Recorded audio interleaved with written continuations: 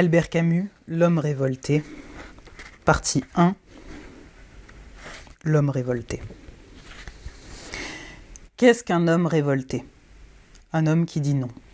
Mais s'il refuse, il ne renonce pas. C'est ainsi un homme qui dit oui dès son premier mouvement. Un esclave qui a reçu des ordres toute sa vie juge soudain inacceptable un nouveau commandement. Quel est le contenu de ce non ? Il signifie par exemple « les choses ont trop duré ». Jusque-là oui, au-delà non. Vous allez trop loin. Et encore, il y a une limite que vous ne dépasserez pas.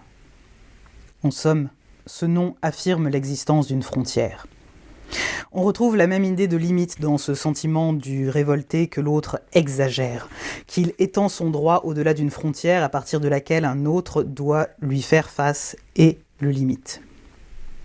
Ainsi, le mouvement de révolte s'appuie en même temps sur le refus catégorique d'une intrusion jugée intolérable et sur la certitude confuse d'un bon droit, plus exactement l'impression, chez le révolté, qu'il est en droit de. La révolte ne va pas sans sentiment d'avoir soi-même, en quelque façon et quelque part, raison. C'est en cela que l'esclave révolté dit à la fois oui et non. Il affirme en même temps que la frontière, tout ce qu'il soupçonne et veut préserver en deçà de la frontière. Il démontre avec entêtement qu'il y a en lui quelque chose qui vaut la peine qui demande qu'on y prenne garde. D'une certaine manière, il oppose à l'ordre qui l'opprime une sorte de droit à ne pas être opprimé au-delà de ce qu'il peut admettre. En même temps que la répulsion à l'égard de l'intrus, il y a dans toute révolte une adhésion entière et instantanée de l'homme à une certaine part de lui-même. Il fait donc intervenir implicitement un jugement de valeur, et si peu gratuit qu'il le maintient au milieu des périls. Jusque-là, il se taisait au moins, abandonné à ce désespoir où une condition, même si on la juge injuste, est acceptée. Se taire, c'est laisser croire qu'on ne juge et ne désire rien, et dans certains cas, c'est ne désirer rien, en effet.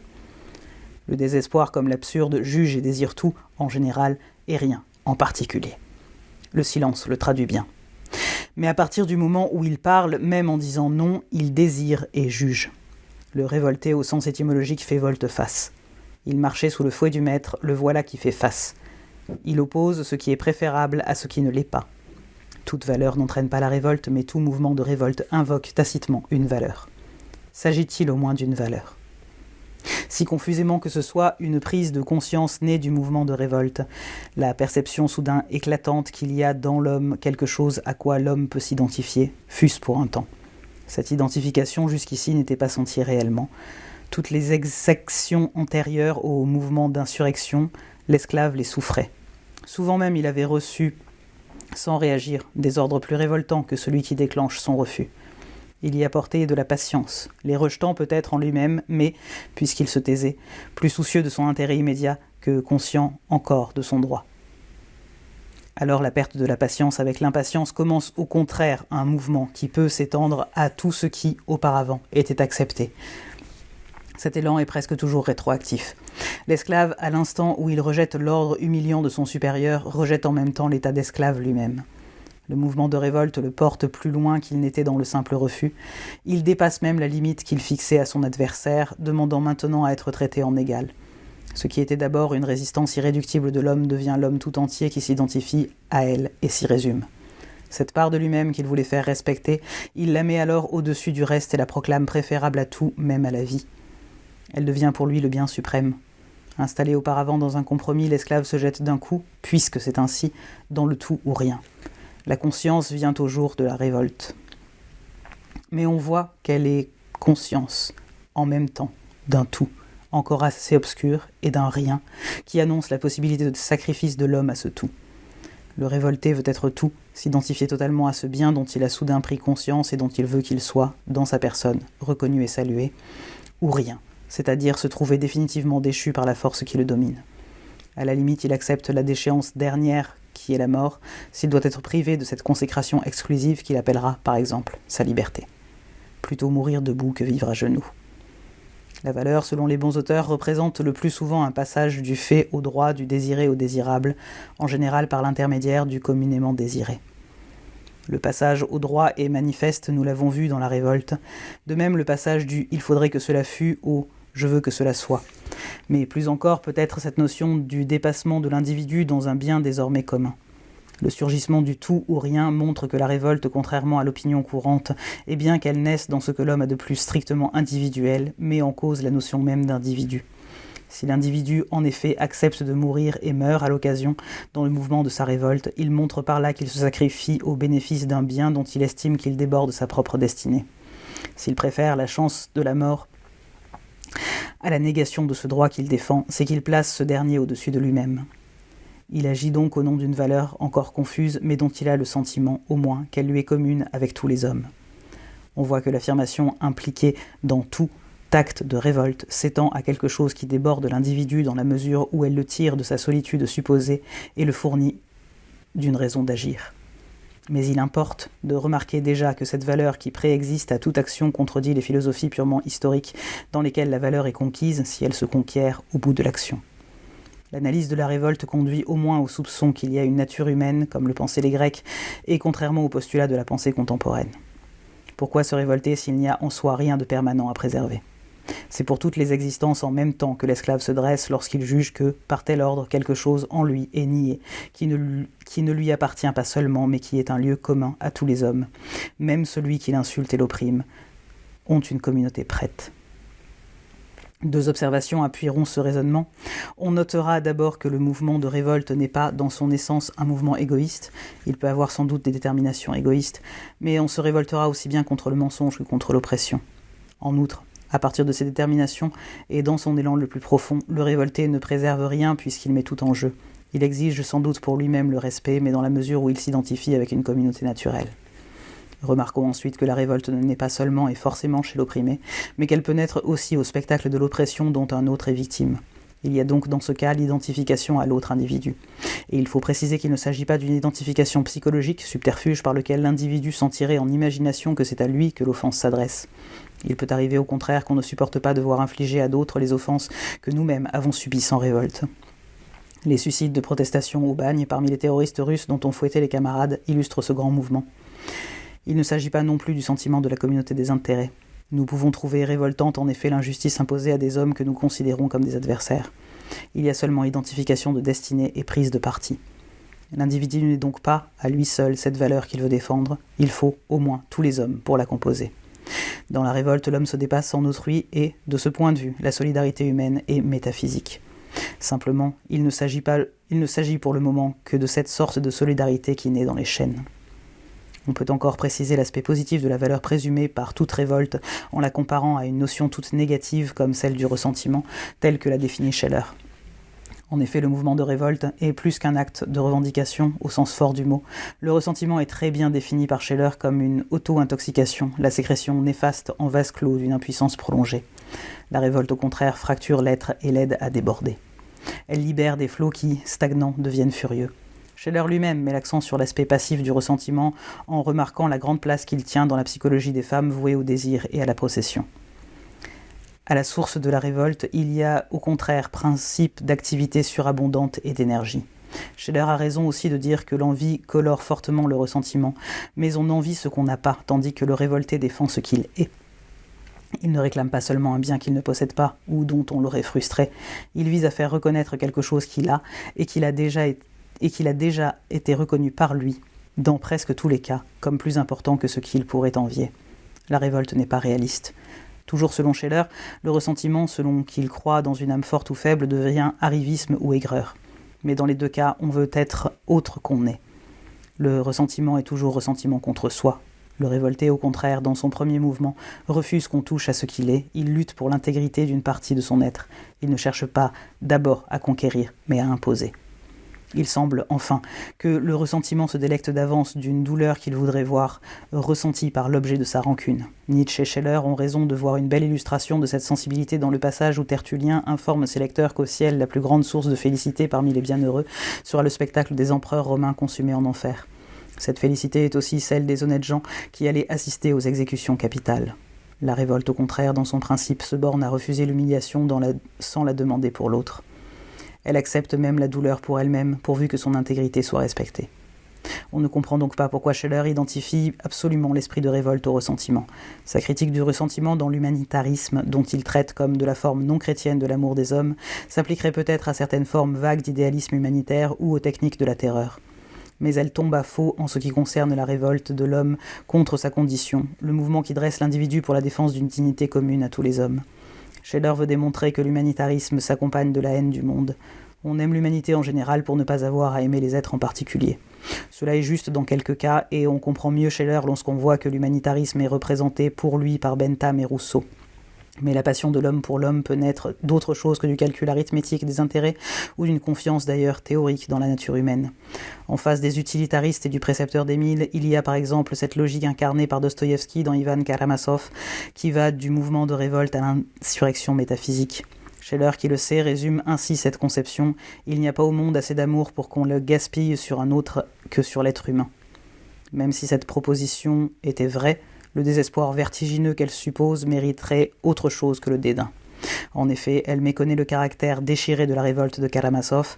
Le drame d'Ivan, au contraire, naît de ce qu'il y a trop d'amour sans objet. Cet amour devenu sans emploi, Dieu étant nié, on décide alors de le reporter sur l'être humain au nom d'une généreuse complicité. Au demeurant, dans le mouvement de révolte tel que nous l'avons envisagé jusqu'ici, on n'élit pas un idéal abstrait par pauvreté de cœur et dans un but de revendication stérile. On exige que soit considéré ce qui, dans l'homme, ne peut se réduire à l'idée, cette part chaleureuse qui ne peut servir à rien d'autre qu'à être. Est-ce à dire qu'aucune révolte ne soit chargée de ressentiment ? Non, et nous le savons assez au siècle des rancunes. Mais nous devons prendre cette notion dans sa compréhension la plus large sous peine de trahir, et à cet égard, la révolte déborde le ressentiment de tous côtés. Lorsque dans les Hauts de Hurlevent, Heathcliff préfère son amour à Dieu et demande l'enfer pour être réuni à celle qu'il aime, ce n'est pas seulement sa jeunesse humiliée qui parle, mais l'expérience brûlante de toute une vie. Le même mouvement fait dire à Maître Eckhart dans un accès surprenant d'hérésie qu'il préfère l'enfer avec Jésus que le ciel sans lui. C'est le mouvement même de l'amour. Contre Scheler, on ne saurait donc trop insister sur l'affirmation passionnée qui court dans le mouvement de révolte et qui la distingue du ressentiment.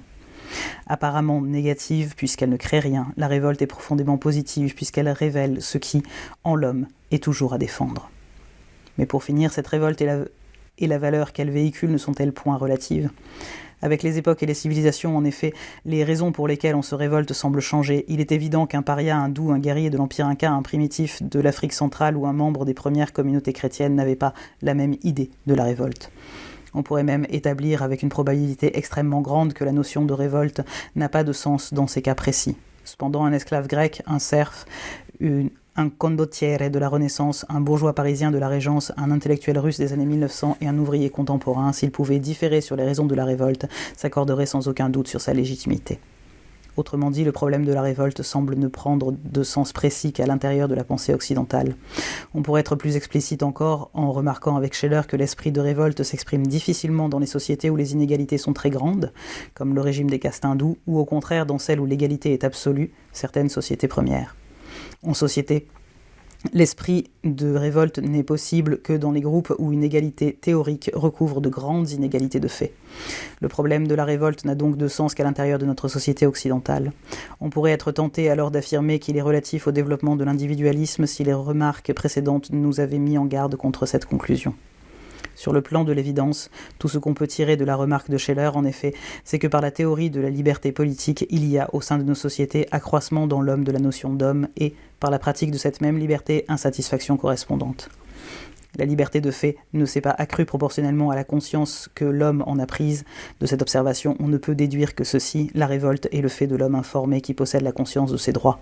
Mais rien ne nous permet de dire qu'il s'agit seulement des droits de l'individu. Au contraire, il semble bien par la solidarité déjà signalée qu'il s'agit d'une conscience de plus en plus élargie que l'espèce humaine prend d'elle-même au long de son aventure. En fait, le sujet inca ou le paria ne se pose pas le problème de la révolte parce qu'il a été résolu pour eux dans une tradition, et avant qu'ils aient pu se le poser, la réponse étant le sacré.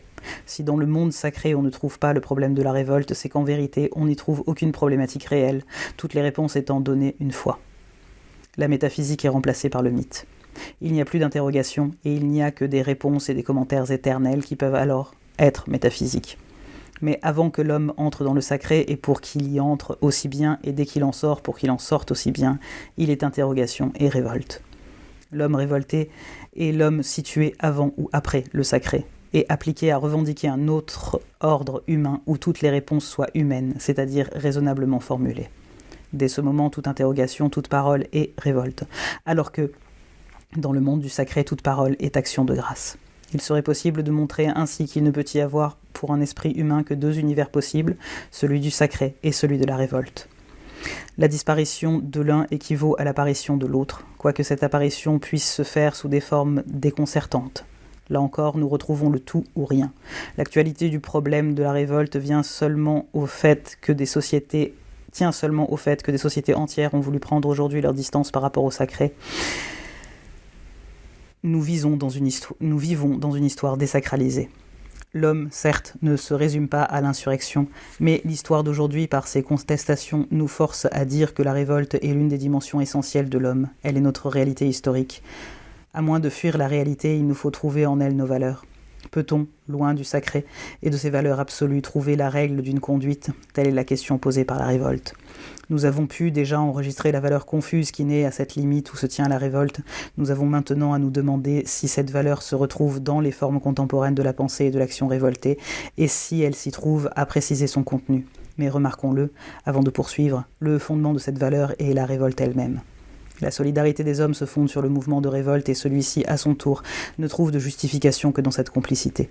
Nous serons donc en droit de dire que toute révolte qui s'autorise à nier ou à détruire cette solidarité perd du même coup le nom de révolte et coïncide en réalité avec un consentement meurtrier. De même, cette solidarité hors du sacré ne prend vie qu'au niveau de la révolte. Le vrai drame de la pensée révoltée est alors annoncé. Pour être, l'homme doit se révolter, mais sa révolte doit respecter la limite qu'elle découvre en elle-même et où les hommes, en se rejoignant, commencent d'être.